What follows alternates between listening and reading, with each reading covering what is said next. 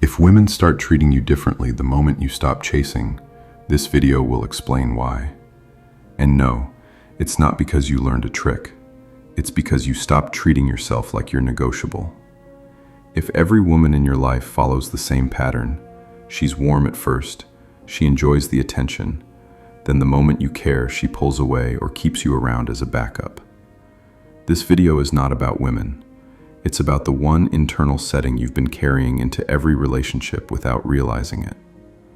On Echoes of the Mind, we break down male and female psychology, breakups, attraction, and emotional power without fairy tales or coping lies. If you're tired of advice that works for a week and collapses the moment emotions show up, subscribe. Because this video is about the switch that quietly rewires how women respond to you permanently. Before a woman decides how to treat you, she doesn't evaluate your looks, money, or status first. Her nervous system reads one signal. Is this man rooted in himself, or is he scanning me for approval? You don't say this out loud.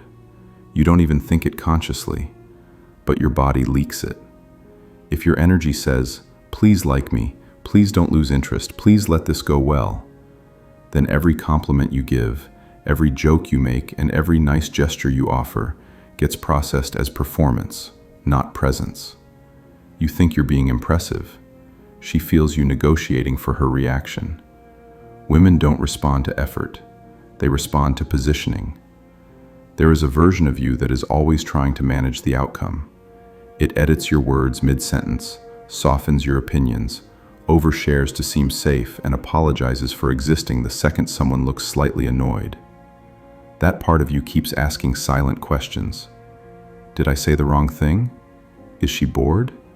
Should I text again or wait? This is the version of you that walks on eggshells, laughs at jokes you don't find funny, and turns every date into a job interview where you're begging to be hired. Women can't respect this version of you because it doesn't respect itself. It treats you like a product that needs approval to stay on the shelf. Most men think the solution is to add more patience, more effort, more explaining, more emotional labor. But attraction doesn't increase by adding. It increases by subtracting. You don't need better tricks, lines, or strategies. You need to remove the part of you that believes, "I only deserve good treatment if the situation is going well." That belief is the leak. And until it's gone, every woman will sense it, even the good ones. Subtraction looks like this. You stop explaining basic preferences 7 times just to sound reasonable. You stop laughing off disrespect because you're afraid of awkward silence. You stop sending paragraphs to fix a vibe she's not lifting a finger for. You stop proving you're understanding, patient, and emotionally available to someone who hasn't earned access to that side of you.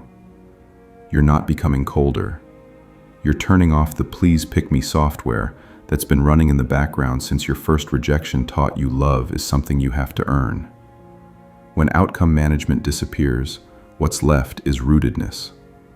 Rootedness means, I know who I am, I know what I'm available for, and nothing you do makes me renegotiate that in real time.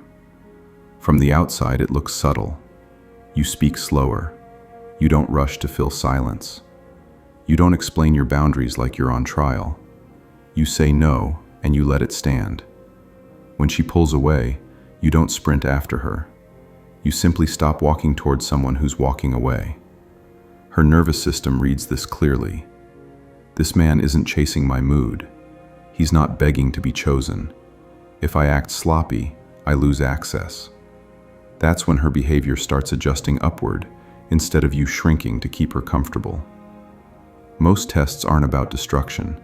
They're about one question. Does this man leak self-respect when things get slightly uncomfortable? So she might reply slower, get distracted on her phone, make a joke that crosses a small boundary, or pull back just enough to see what happens.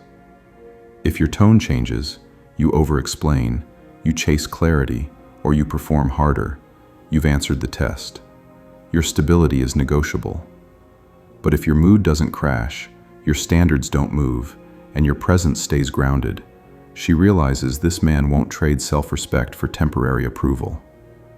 That's when her communication sharpens, her games reduce, and her respect rises. Now let's make this practical. If you want women to treat you differently, do this once and stop relearning this lesson in every relationship. First, pick 3 non-negotiables, not 20, 3. Disrespect disguised as humor, chronic flakiness, hot-cold communication. Decide now, not emotionally, what you do when they show up. Usually the answer isn't arguing, it's distance. Distance is clarity without begging. Second, clean your language. No essays, no defending, no emotional over-explaining. 1 sentence. That doesn't work for me. If you're unsure, take the time you need. I won't chase clarity. Say it once, mean it, then stop talking. Third, detach your life from her reactions. Your gym routine doesn't collapse. Your sleep doesn't break. Your appetite doesn't disappear. Your life is not a stock price tied to her last text. When someone shows they can only love you at the cost of your self-respect, you don't negotiate. You step back and let the distance answer the question for both of you. Women treat you differently when your life no longer bends around being chosen. When you stop trading inner stability for temporary connection, you stop attracting people who only value the version of you that's easy to move. If you're done performing, chasing, and over-explaining just to keep people close, this channel, Echoes of the Mind, is for you. Subscribe. In the next video, I'll break down the exact phrases, texts, and behaviors that quietly leak your self-respect without you realizing it, so you can remove them and finally let your presence do the heavy lifting.